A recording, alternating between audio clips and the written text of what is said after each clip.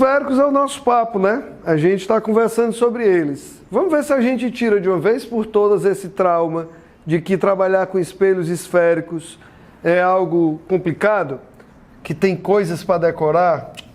A gente precisa entender o que é que tem por trás disso. E aí eu queria te convidar para a gente fazer a construção da imagem de um objeto real. Vem comigo. Eu vou chegar e vou pegar aqui um espelho côncavo. Lembrando que eu estou desenhando ao vivo e a cores aqui para você, tá? A mão livre, então a probabilidade da gente ter alguma coisinha com um desenhozinho mais ou menos distorcido é possível. Mas nós vamos aqui calmamente trabalhar com isso. Meus amigos, eu vou pegar um objeto e eu vou posicionar esse objeto em diferentes locais em relação ao espelho côncavo. Eu vou colocar primeiro esse objeto bem aqui numa posição antes do centro de curvatura do teu objeto, do teu espelho, ok? Se você estivesse olhando do espelho, muita gente diz assim, além do centro, beleza? Só para você saber que isso é um motivo, uma forma de falar. Vou escolher 2 daqueles raios que eu estou acostumado a utilizar. Olha só. Vou pegar um raio que entra paralelo aqui. Ele vai refletir pelo foco. E eu poderia pegar, por exemplo, um raio que passa pelo foco. Observe, ele vai sair paralelo ao eixo. Aonde foi que esses raios se cruzaram? E aqui, ó. Amigos, queria antes de mais nada que vocês aprendessem algumas classificaçõezinhas bem tranquilas. Olha só, essa imagem, ela está se formando fora do espelho. Por isso que ela é conhecida como uma imagem real. Em relação ao teu objeto, a posição dela está invertida. Por isso que ela é chamada de imagem invertida. E o tamanho dela, comparativo com o do objeto, é menor. Longe de ti da coreba, eu quero clareza. Nós estamos aqui para um trabalho de clareza. Meu príncipe, olha só. Eu tenho agora mais um caso de um espelho esférico côncavo.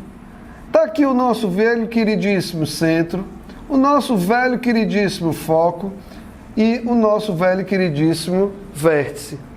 Se a gente tivesse feito aqui um negócio todo bonitinho, em escala e tudo, ó, se eu colocar um objeto nessa posição e eu pegar 2 daqueles raios notáveis, por exemplo, um raio que entra paralelo, ele sairia pelo foco. Olha só, que coisa boa. Eu poderia pegar um raio que entra pelo foco e ele sairia paralelo. Amigos, lembrem que eu estou fazendo a mão livre. Se isso tivesse sido feito bem em escalazinha, todos esses triângulos aqui, eles seriam simétricos. Ou seja, esse tamanho aqui e esse tamanho aqui seriam rigorosamente os mesmos. Mas vamos partir do princípio do que a gente conversou há pouco. Essa imagem, ela está dentro ou ela está fora do espelho? Ela está fora do espelho, ela é uma imagem projetada. Isso aqui seria uma imagem real. A disposição dela em relação ao objeto, ela é invertida. E o tamanho dela em relação ao do objeto, eu vou botar entre aspas aqui, eu não curto isso não. Eu acho mais legal quando a gente diz de mesmo tamanho, tá? Porque se igual é com relação ao tamanho, né? Depois a gente teria, por exemplo, vamos aproximar um pouco mais o objeto do espelho. A gente já colocou em cima do centro, antes do centro, né? Em cima do centro. Vamos agora colocar entre o centro e o foco. Vamos ver o que acontece, não custa nada. Entre o centro e o foco do espelho. Está aqui o nosso objeto. E vamos lá. O que é que nós vamos conseguir? Se um raio incidisse paralelamente ao eixo, ele refletiria pelo foco. Amém?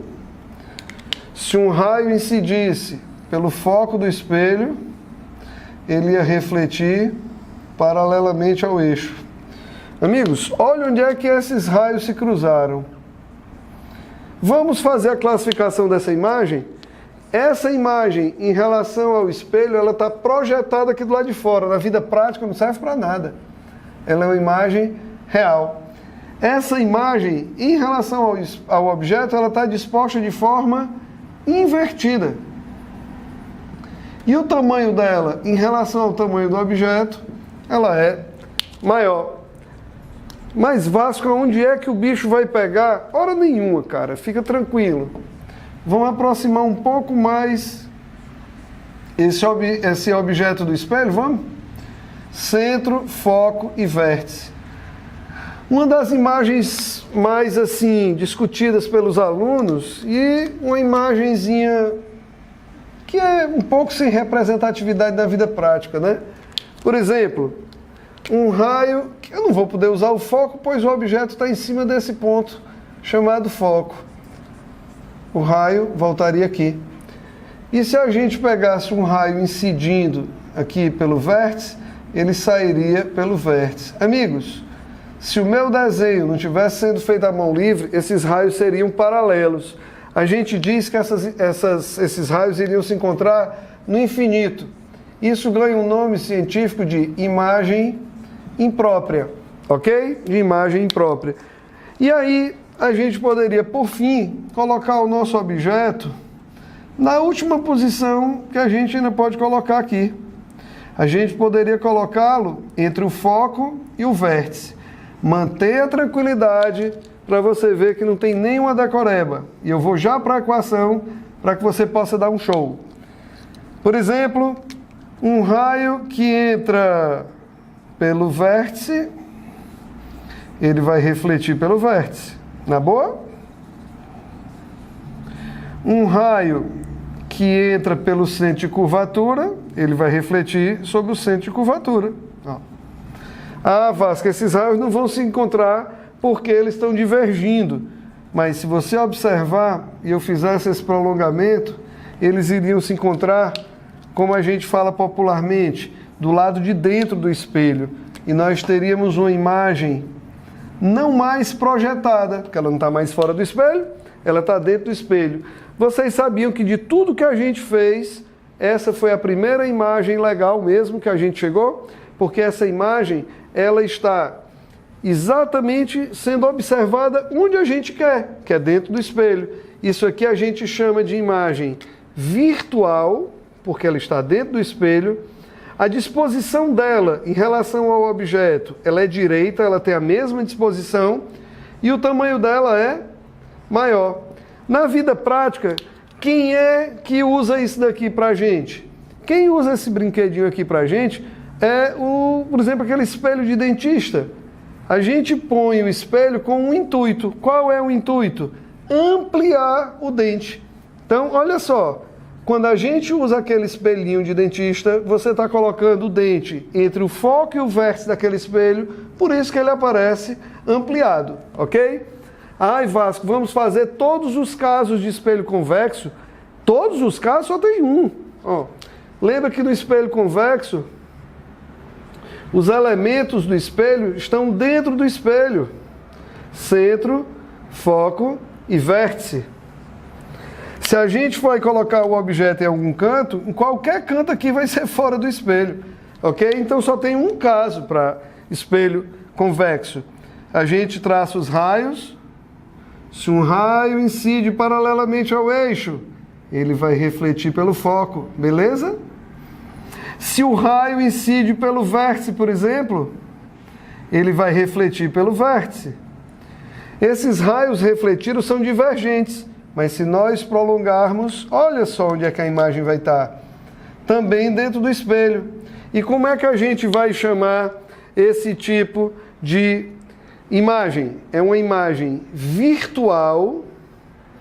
Ela é uma imagem direita, pois a disposição dela em relação ao objeto é a mesma, né? Ambas estão apontando para o mesmo canto. E o tamanho é menor. Sabe onde é que a gente tem isso? Sabe aqueles espelhos de segurança na entrada de garagem? Sabe aqueles espelhos de segurança que tem dentro de shopping?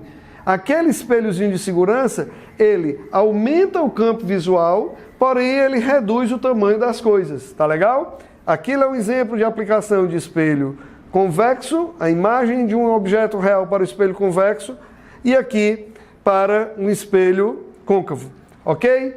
A gente mostrou aqui os casos e o que é que a gente vai fazer no nosso terceiro e último vídeo da série. Nós vamos aprender a colocar os sinais das grandezas envolvidas nas equações que fazem os cálculos inerentes a espelhos esféricos, ok?